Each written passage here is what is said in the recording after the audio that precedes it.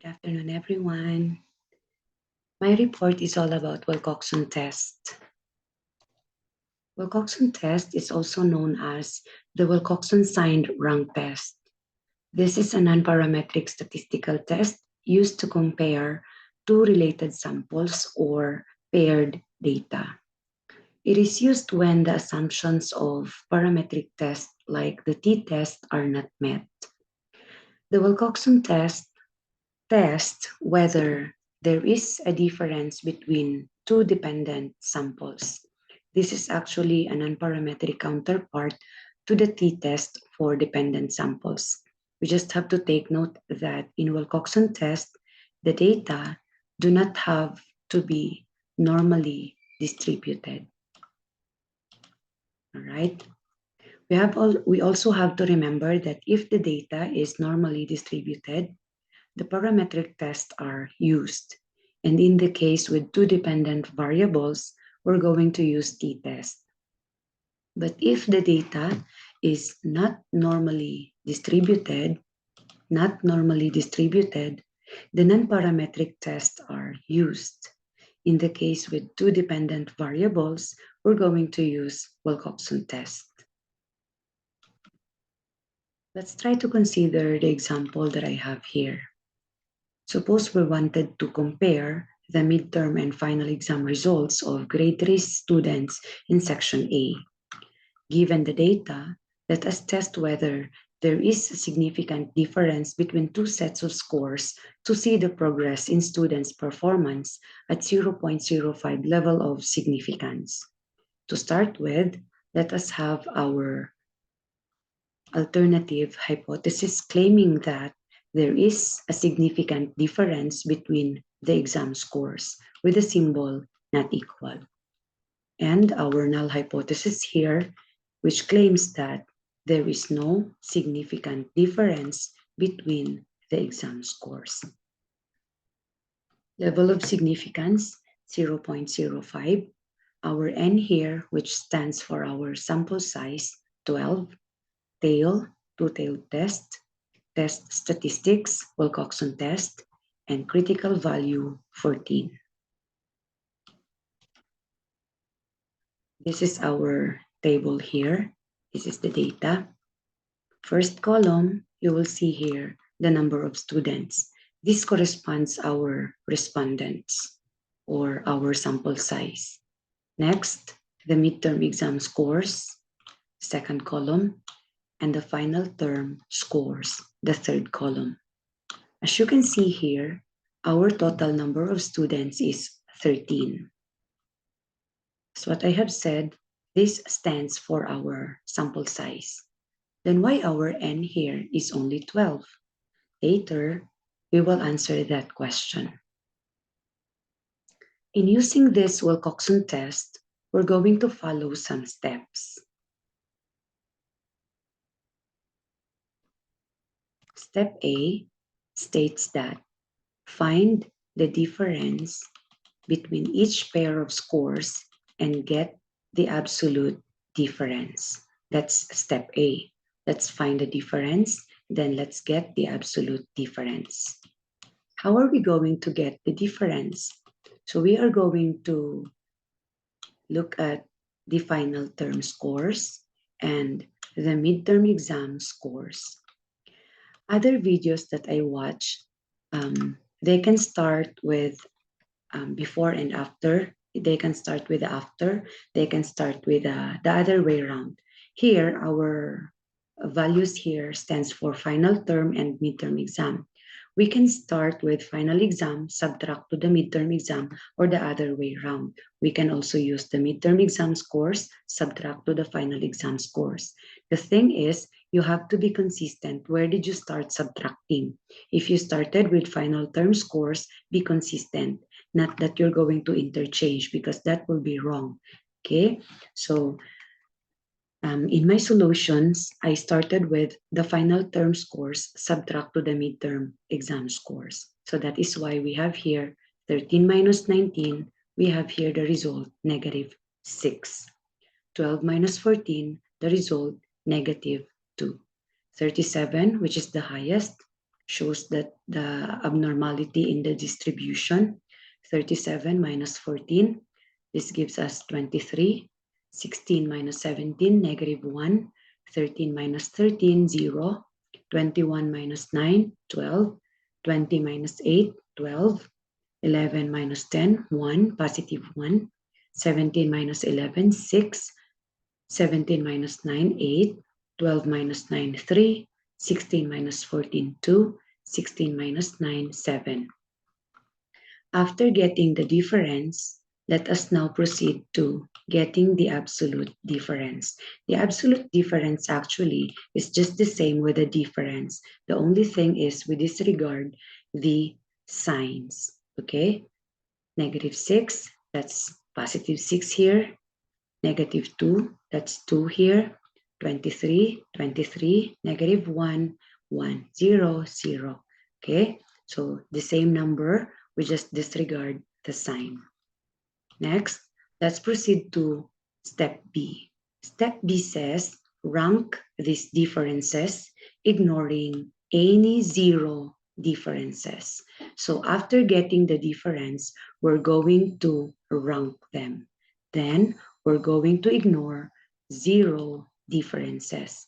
And we are going to disregard also the signs, whether it's positive or negative.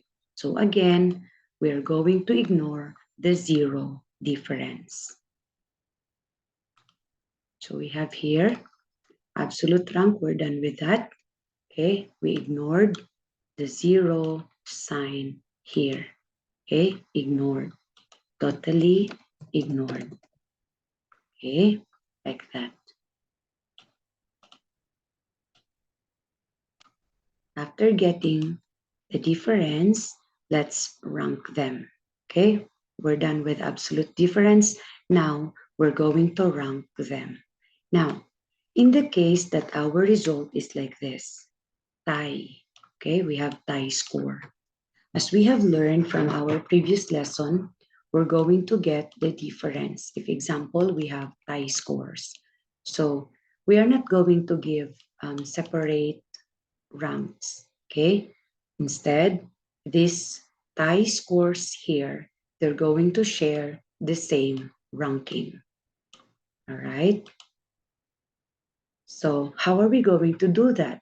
So instead of giving rank 1, rank 2, we are going to get the average. So 1 plus 2, that is equals to 3, divided by 2, that will give us 1.5.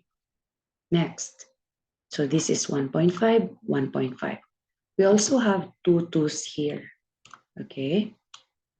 What are we going to do? Instead of giving them rank 3 and rank 4, we're going to get the average. 3 plus 4 equals 7 divided by 2. This will give us 3.5. Okay, and so on with the other numbers. After that one, let us remember the signs. Okay, so go back to the difference, look at your signs. Where is the negative? Where is the positive? Now, let us assign the W negative. W here is the Wilcoxon. Wilcoxon negative, we have three figures, 6.5, 3.5, 1.5. They are all negative. And the other numbers here, they are all positive. Next, after getting our W negative and W positive, let's proceed to the next step. The next step states that we're going to add together the ranks belonging to the scores with a negative sign. All right, where are we going to get this? From our W negative. So we're going to add them together. This will give us 11.5. After that, proceed to letter D or the step D.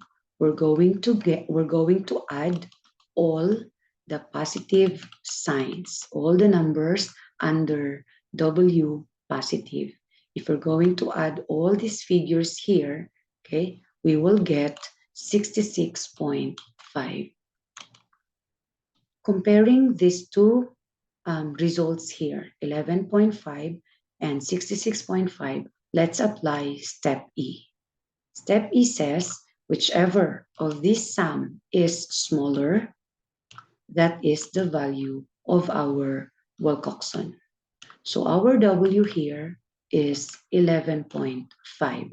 Since we can see here very clearly that 11.5 is smaller than 66.5. Therefore, that's the value of our W or Wilcoxon. Next, N, that is the number of differences, omitting 0 differences. Our N is our population. Remember that. Okay, again, as I want to make it clear, our N here, okay, that is our population size, the number of our population. Then we're going to omit or we're going to subtract there the 0 differences. So we have total N, our total is 13 minus 1 because we have 1 0 difference here, okay, minus 1, total 12. That answered why our N here is only 12. All right? But don't get me wrong, our N is not the same with when we are getting before the degree of freedom. It's different, okay?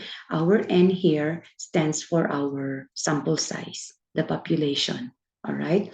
So what if we have 2 zeros, 3 zeros, so on, okay?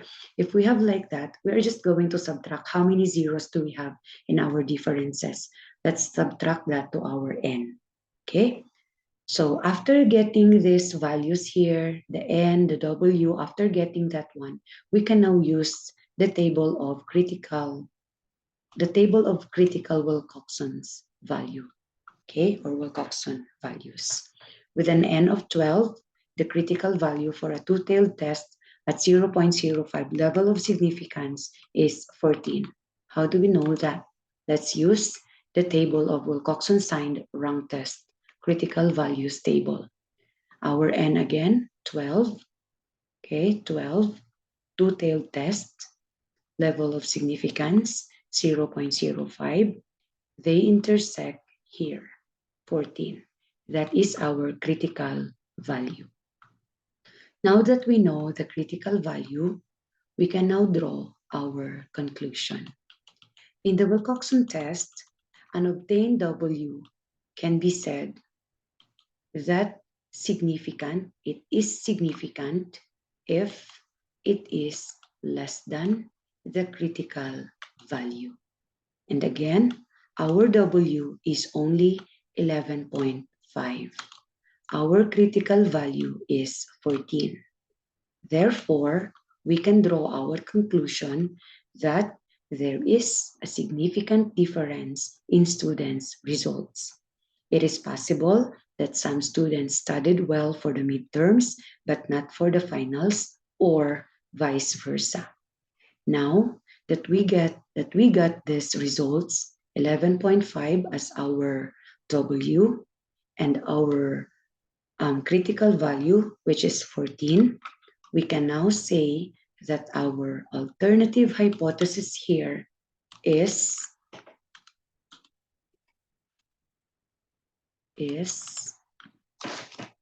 accepted. And our null hypothesis is rejected. That concludes my report. Thank you.